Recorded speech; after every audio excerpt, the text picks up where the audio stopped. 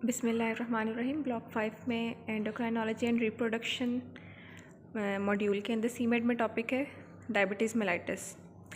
Diabetes mellitus या जिसको layman language में शुगर कहा जाता है, वो क्या होता है कि ये एक सिंड्रोम है जिसमें बॉडी का मेटाबॉलिज्म डिसऑर्डर्ड हो जाता है और बॉडी एक क्रॉनिक हाइपरग्लाइसीमिक स्टेट में चली जाती है। मतलब टोटल ओवरऑल जो ब्लड का शुगर लेवल है वो इंक्रीज़ हो जाता है due to either an absolute deficiency of insulin secretion. Insulin ने ब्लड का शुगर लेवल नॉर्मल रखना होता है ना, या फिर शुगर लेवल कह लें कम करना होता है। तो या तो डेफिशिएंसी हो जाएगी बिल्कुल इंसुलिन सेक्रीशन की, या फिर रिडक्शन हो जाएगी इसकी बायो इफेक्टिवनेस की, या फिर दोनों चीज़ें हो जाएगी कि इंसुलिन है तो सही लेकिन इफेक्टिव नहीं है, या इंसुलिन कम्प्लीटली प्रोड्यूस ही नहीं हो रही, या फिर इन दोनों का कम्बिनेशन। तो that's the definition of diabetes mellitus के डिसऑर्डर्ड मेटाबॉलिज्म है। अब WHO की क्लासिफिकेशन क्या है डायबिटीज़ मेलाइटस की, कि first of all insulin dependent diabetes mellitus, जिसको टाइप 1 डायबिटीज़ मेलाइटस भी कहते हैं, इंसुलिन पे डिपेंड करती है, इंसुलिन बॉडी में है ही नहीं। नॉन इंसुलिन डायबिटीज़ मेलाइटस के इंसुलिन पे डिपेंडेंट नहीं है, टाइप 2 डायबिटीज़ है। माल न्यूट्रिशन रिलेटेड डायबिटीज़ के बॉडी में न्यूट्रिशन पूरा नहीं है, माल न्यूट्रिशन है, तो उसकी वजह से जो डायबिटीज़ हो रही है। अदर टाइप्स इंक्लूड्स जैसे कि सेकेंडरी टू पेंक्रियाटिक, हार्मोनल या ड्रग इंड्यूस्ड और अदर एबनॉर्मेलिटीज़। पेंक्रियाज ने प्रोड्यूस करनी है ना इंसुलिन, अब पेंक्रियाटिक कोई इशू होगा तो उसमें डायबिटीज़ हो सकती है, हार्मोनल इम्बैलेंस होगा तो डायबिटीज़ हो सकती है। फिर नेक्स्ट है इम्पेयर्ड ग्लूकोज टॉलरेंस, उसके बाद है गेस्टेशनल डायबिटीज़। ये WHO की क्लासिफिकेशन है, बस इसको एक दफ़ा रीड करना आपने। उसके बाद है डायग्नोसिस ऑफ डायबिटीज़ मेलाइटस, कि डायबिटीज़ मेलाइटस को डायग्नोस कैसे किया जाता है। आपने नॉर्मली बहुत दफ़ा सुना होगा कि रैंडम ब्लड शुगर करते हैं या फास्टिंग ब्लड शुगर, वही है। और इसमें एक होता है oral glucose tolerance test, specifically for gestational diabetes, के प्रेग्नेंट फीमेल्स में OGTT टेस्ट किया जाता है गेस्टेशनल डायबिटीज़ को चेक करने के लिए। अच्छा, नेक्स्ट है एपिडेमियोलॉजिकल फैक्टर्स, के कौन कौन से फैक्टर्स हैं या एजेंट्स हैं जो इसको कॉज कर रहे होते हैं डायबिटीज़ को। तो उसमें पेंक्रियाटिक डिसऑर्डर्स आ सकते हैं, पेंक्रियाज ने इंसुलिन प्रोड्यूस करनी है, पेंक्रियाज में ही कोई डिसऑर्डर होगा तो इंसुलिन प्रॉपर प्रोड्यूस नहीं होगी। या फिर defect in formation of insulin, वही चीज़ आ गई, पेंक्रियाटिक डिसऑर्डर आ गया, या फिर इंसुलिन की फॉर्मेशन में डिफेक्ट है, या फिर बीटा सेल्स जो से हैं पेंक्रियाज के वो डिस्ट्रॉय होगी किसी वायरल इन्फेक्शन या केमिकल। ये एक ही चीज़ है, मतलब पेंक्रियाज का डिसऑर्डर आ गया या उसी को कह लो डिफरेंट वेज में लिखा हुआ, या फिर फॉर्मेशन ऑफ इंसुलिन में डिफेक्ट आ गया, या बीटा सेल्स की डिस्ट्रक्शन हो गई।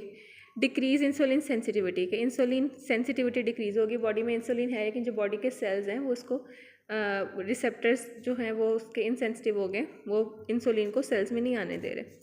या जेनेटिक डिफेक्ट हो गया, या फिर कोई ऑटो इम्यून डिसऑर्डर है जिससे या तो वो पेंक्रियाज वगैरह डिस्ट्रॉय हो रही हैं जिससे इंसुलिन बन नहीं रही। होस्ट फैक्टर्स क्या हो सकते हैं, कि पेशेंट की एज है, हर जगह पे ना ये जो एज है, ये जेंडर है, ये इन्फ्लुएंस कर रहे होते हैं किसी भी डिज़ीज़ को। कोई डिज़ीज़ किसी स्पेसिफिक एज ग्रुप में ज़्यादा होती है, कोई किसी स्पेसिफिक जेंडर में ज़्यादा होती है। अब एज में क्या है कि इंक्रीज्ड एज होगी तो इंसिडेंस ज़्यादा होगा, incidence increases with age. Sex में है कि दोनों सेक्सेस ऑलमोस्ट इक्वली इफेक्ट होते हैं, दोनों जेंडर्स को इक्वली इफेक्ट करता है।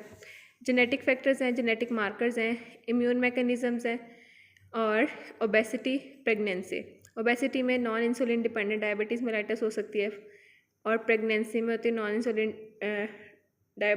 Non insulin dependent diabetes mellitus, जो कि टाइप 2 है दोनों ना, मतलब ये भी वही है, एक ही चीज़ लिखी हुई है ना, मतलब टाइप 2 डायबिटीज़ है। ओबेसिटी में इसका रिस्क फैक्टर है ओबेसिटी टाइप 2 का, और प्रेगनेंसी में मोर स्पेसिफिक जो अगर हम कहें तो वो थी गेस्टेशनल डायबिटीज़।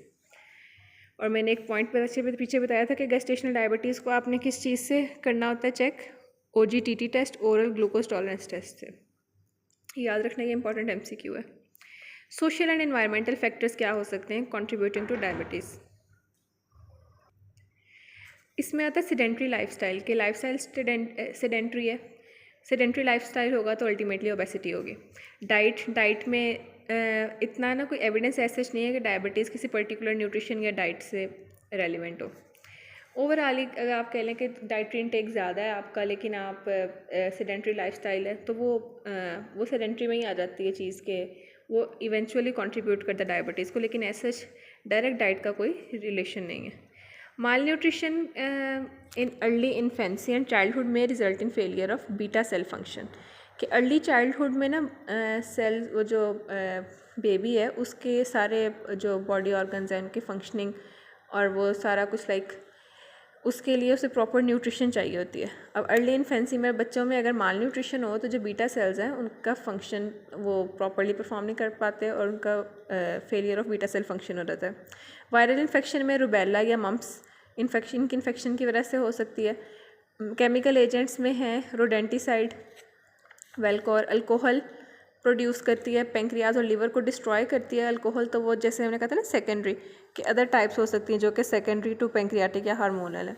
तो वो क्या है, अल्कोहल ने करना डैमेज पेंक्रियाज को या लिवर को, उसकी वजह से हो सकती है, स्ट्रेस की वजह से हो सकती है, कोई सर्जरी, ट्रामा या स्ट्रेस ऑफ सिचुएशंस, कोई मेंटल स्ट्रेस है या फिर किसी सर्जरी या ट्रामा की वजह से बॉडी पे स्ट्रेस है।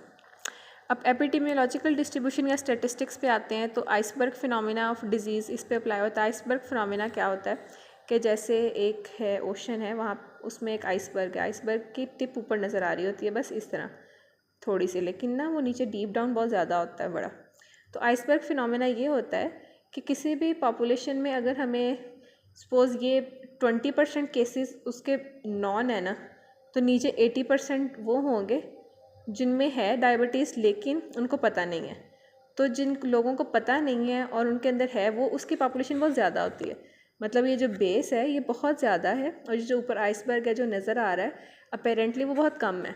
तो वही इसके ऊपर डायबिटीज़ पे है कि जो बंदा चेक करा ले उसको डायबिटीज़ निकलती है। मतलब हर दूसरे बंदे को डायबिटीज़ है लेकिन सब ने इतना चेक नहीं कराया होता है, या फिर इनका कहने का मकसद ये है कि जो उसके नॉन केसेस हैं वो बहुत कम है जबकि एक्चुअल केसेस बहुत ज़्यादा हैं। तो इस चीज़ को हम कहते हैं आइसबर्ग फिनोमिना। करंटली उसका ये थोड़े स्टैटिस्टिक्स बताए हुए हैं, इसको ऐसे आपको रीड करने की ज़रूरत नहीं है। बताया हुआ कि किस प्रोविंस में कितने डायबिटीज़ है, पाकिस्तान में क्या है, जैसे पंजाब प्रोविंस की बता दिया कि मेल्स में कितनी, फीमेल्स में कितनी। प्रिवेंशन कैसे करनी है, हर लेवल्स ऑफ प्रिवेंशन होते हैं, प्राइमोर्डियल है, प्राइमरी है, सेकेंडरी है, टर्शरी है।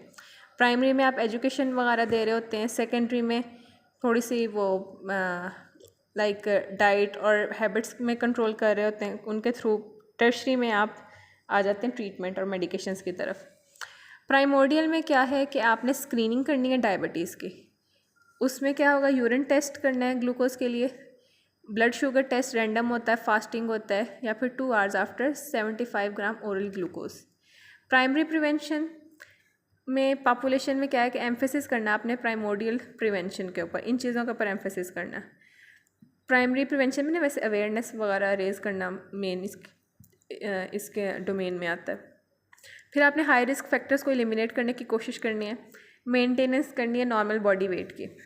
हाई रिस्क स्ट्रेटजी में क्या होता है कि जो ऐसे लोग जो non insulin dependent diabetes mellitus यानी टाइप 2 के हाई रिस्क पेशेंट्स हैं, उनको कहना है कि वो सेडेंट्री लाइफस्टाइल को मतलब ख़त्म करें, या फिर ये वो लोग हैं जो हाई रिस्क पे होते हैं। सेडेंट्री लाइफस्टाइल जिनका हो, जो ओबीस हो, जिनके हाई अल्कोहल कंजम्पशन हो, या फिर जो ओरल कॉन्ट्रासेप्टिव्स यूज़ कर रहे हो, ये लोग हैं जो हाई रिस्क पे हैं। तो इनको हमने ये सारी मेयर्स इनको कहना है कि अप्लाई करें, सेडेंट्री लाइफस्टाइल को छोड़ें, अल्कोहल को छोड़ें, और ये ओबेसिटी है इनमें तो एक्सरसाइज की तरफ आएँ।